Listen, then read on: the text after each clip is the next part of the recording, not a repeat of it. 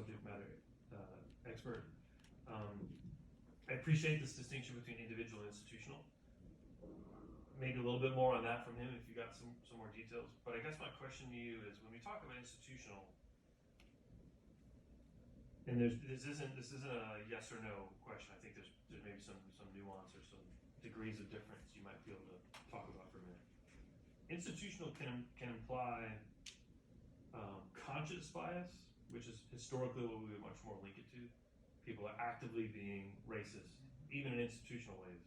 But you could also think nowadays, I'm not going to deny what you're saying, but I think there's a level that's unconscious, legacy stuff that's still happening that isn't, people aren't making conscious decisions as often to act racially against someone else. But property values such as redlining, healthcare outcomes, like these aren't things where a racist white person, as frequently as the past, I would like to think, are taking active steps to discriminate against someone else. But these are sort of unconscious legacy, subconscious biases that still are within the system of our society. You follow me? Mm-hmm. I know I'm rambling on here. Are you following me? Yes. Can I just let you talk about that for a minute? Is that enough of a question? So, how much do you think is conscious versus just unconscious legacy from the history that we got? I think what you're trying to, or what you're saying is, people being unaware of these systems that have put in place things to discriminate against African Americans versus active. Right. Well, we live in a world of technology, and we live in the world of information now. So, going back to Elijah, can I do that? Sure. Elijah's presentation, he talked about how we have information in our pockets, and you can easily, at your fingertips, search up this knowledge, and then it's all over the news nowadays. So news and social media nowadays, because this is still current events, this is still going on. So I feel as though that I feel as though that there is a lot of information out there, and people should kind of be aware of what's going on, unless they're hiding under a rock. Mm-hmm. Yeah, and how much of that information is some of the bogus, but yet they take it as the real truth, and then that all gets spread out, and before we know it, we're Right. This may not be a great question to ask you, but you're here at PK, and we're so very happy, and you've done a great job, and we're going to miss you terribly. But how do you feel PK does on this subject? I feel as though that we don't talk about a lot of this information, like Henrietta Lacks. I wouldn't have learned it at PK. And I think that it's limits on what teachers can teach, and then it's also some teachers simply just don't know this information. Like, because I could simply go talk to another teacher about Henrietta Lacks, and they wouldn't know who that is. And because the history now they're trying to do away with it, Tie our hands, yeah. and so no one is going to know if we continue to try to erase it. But what I believe is African American history is U.S. history.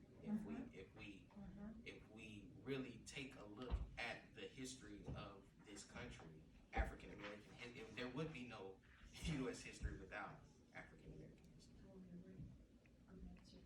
Caleb, especially well presented, and you're commended for your courage in taking on a very weighty topic. This is a heavy subject, but a really important one.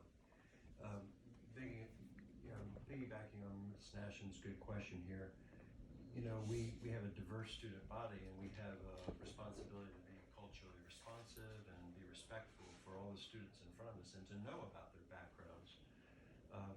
As a person who hires teachers and is conscious of who we put in front of students, what kind of training or exposure can we give, especially to new teachers coming into PK that, as you say, don't know us, don't know our community, so that they can make a better effort in relating and understanding the backgrounds of all our students? Can you give any advice or recommendations about what kind of trainings we can give? So I think that if we had people like Dr. Canton come in and just for not just for African Americans but different cultures, and different doctors that are at the University of Florida that study African American studies, European studies, Asian American studies, stuff like that.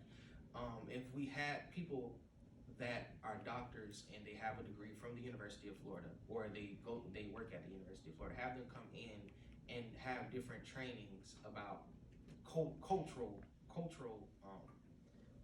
practices and the different backgrounds of people's culture, so that they know and they have like you can do like a cultural day where you have different doctors come and while teacher planning is going on, and you have different doctors talk about the different cultures so that people can understand. Thank you, that's great suggestions, and I may have you put me in touch with Dr. David Canton. I believe I was at an event with him last night. Do you know about the Mirror Image Leadership Academy? That was probably him. Yeah, I think so. So good. Well done. He stole my question. Okay. Coach. Well, I was going to ask something similar. It's like, I mean, I know we're living in a hard times, especially if you're teaching in Florida, right? What recommendation would you have to get around those, mandates or the new requirements or the books that are banned or the content that is banned from, teaching it or being in the curriculum? Like in a school like this, for example, like how would you get around those requirements and still be culturally responsive and still teach like? That's a great question. It's a tough one, for sure.